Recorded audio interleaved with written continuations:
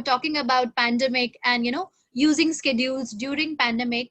Another question that a lot of parents have asked us is also related to pandemic. I'm sure you would also agree that because of COVID, the screen time for kids has increased dramatically.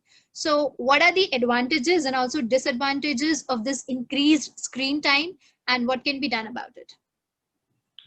So screen time is definitely something that everyone struggles with. I have parents of neurotypical children also saying screen time has gone up.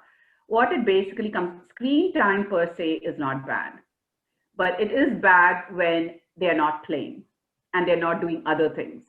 Because just looking at the screen, it has some benefits, but it doesn't have the same benefits as playing outside.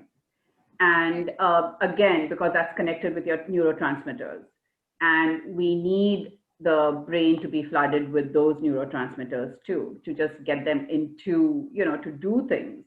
So screen time, I have found with the parents who I have been working with are the ones who don't have a schedule. And when the child gets up, they can't be with the child. So sometimes they're using the screen as a babysitter. And remember, early experiences is going to shape the child's brain. So if they get used to that, it was used even for a week, I would say, then they know that, humans are lazy by nature. It is inherent in us. So we are going to take the easy way out.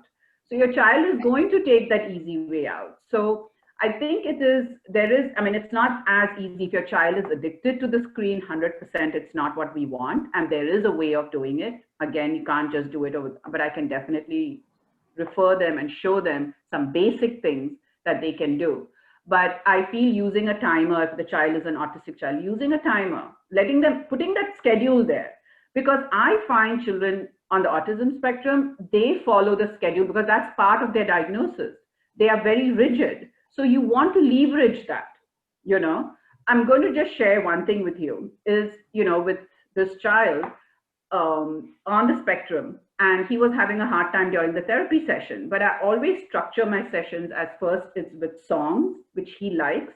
Then I make him do difficult things. And then we finish off again with, cleanup, because we've taken out a lot of toys and everything, but with songs.